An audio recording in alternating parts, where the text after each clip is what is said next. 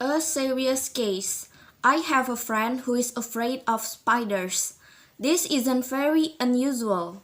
A lot of people are afraid of spiders.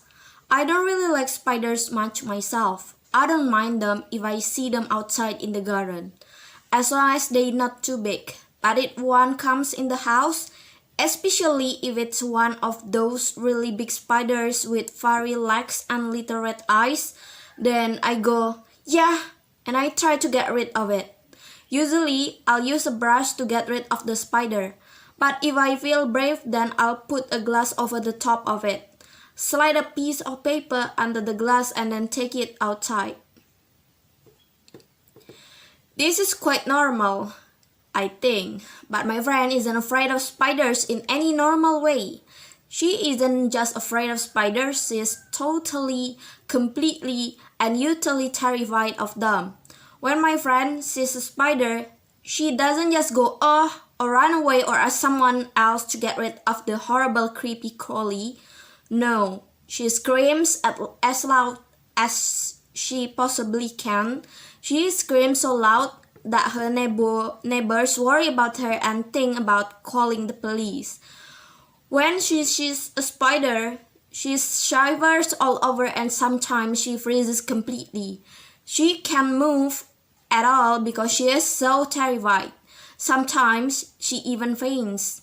But my friend had a surprise for me when we met for coffee last week. Guess what? She asked me.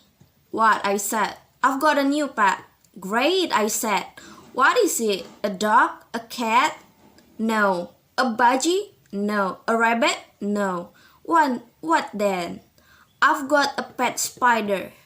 I don't believe you. It's true. I decided that it was time I did something about my phobia, so I went to visit a doctor, a special doctor, a psychiatrist. This psychiatrist specializes in phobias, helping people who have irrational fears to get better and live normally. He told me I suffered from arachnophobia. It's an irrational fear of spiders. He said about 1 in 50 people suffer from a severe form of arachnophobia. It's not very uncommon. Thanks, said my friend, but that doesn't help me much. There are lots of different ways we can try to cure your phobia, said the psychiatrist. First, there is traditional analysis. What does that mean? Asked my friend. This means lots of talking. We try to find out exactly why you have such a terrible fear of spiders. Perhaps it's linked to something that happened to you when you were a child. Oh, said my friend. That sounds quite worrying. It can take a long time, said the psychiatrist. Years sometimes, and you can never be certain that it will be successful. Are there any other methods? Yes, some psychiatrists use hypnosis along with traditional analysis. My friend didn't like the idea of being hypnotized. I'm worried about what things will come out of my subconscious mind, she said. Are there any other methods? Well, said psychiatrist, there is what we call behavioral approach. What's the behavioral approach? Asked my friend. Well, said the psychiatrist, it's like this. The psychiatrist got out a small spider from his desk. It wasn't a real spider, it was made of plastic. Even though it was only a plastic spider, my friend screamed when she saw it. Don't worry, said the psychiatrist, it's not a real spider. I know, said my friend, but I'm afraid of it just the same. Said the psychiatrist. A serious case. He put the plastic spider on the desk when my friend stopped screaming. The psychiatrist told her to touch it. When she stopped screaming again, the idea of touching the plastic spider was enough to make her scream. She touched it. At first, she touched it for just 1 second. She achieved all over, but at least she managed to touch it. Okay, said the psychiatrist. That's all for today. Thanks, you can go home now. That's it? Asked my friend. Yes, that's all. Yes, for today. This is the behavioral approach. Come back tomorrow. My friend went back the next day, and this time the plastic spider was already on the doctor's desk. This time she touched it and held it for 5 minutes. Then the doctor told her to go home and come back the next day. The next day she went back and the plastic spider was on her chair. She had to move the spider so she could sit down. The next day she held the spider in her hand while she sat in her chair. The next day the doctor gave her the plastic spider and told her to take it home with her. "Where do spiders appear in your house?" asked the psychiatrist. "In the bath usually," said my friend. "Put the spider in the bath," he told her.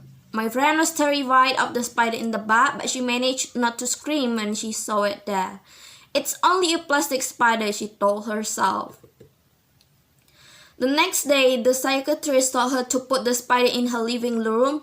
My friend put it on top of the television. At first, she thought the spider was watching her and she felt afraid. Then she told herself that it was only a plastic spider. The next day, the psychiatrist told her to put the spider in her bed. "No way," she said. "Absolutely not." "Why not?" asked the psychiatrist. "It's a spider," replied my friend. "No, it's not," sighed the psychiatrist. "It's a plastic spider. It's not a real one." My friend realized that her doctor was right. She put the plastic spider in her bed and she slept there all night with it in her bed. She only felt a little bit afraid. The next day, she went back to the psychiatrist. This time, she had a big shock. Sitting in the middle of the doctor's desk, there was a spider, and this time it was a real spider. My friend was about to scream and run away, but she didn't. She sat on the other side of the room as far away as possible from the spider for about 5 minutes, then she got up and left the room. "See you tomorrow," shouted the psychiatrist to her as she left. The next day she went back, and this time the psychiatrist let the spider run around on his deck. Again, my friend stayed about 5 minutes, then left. The next day she stayed for 10 minutes, and the day after that 15. Eventually the psychiatrist held the spider. The real spider with long furry legs and little eyes in his hand. He asked my friend to come and touch it. At first she refused, but the doctor insisted. Eventually, she touched the spider just for a second. The next day, she touched it in few seconds, then for a few minutes, and after that, she held the spider in her own hand. Then, she took the spider home and let it run around in her house. She didn't feel afraid. Well, okay, she did feel afraid, but only a tiny bit. "So now I've got a pet spider," she told me again. "Well done," I said. "There's only one problem," she said, and as she spoke, I noticed that she was shivering all over. Then she screamed and climbed up on the cliff. She was pointing to something on the floor. "Over there," she screamed. "Look, it's a beetle." By Chris Rose.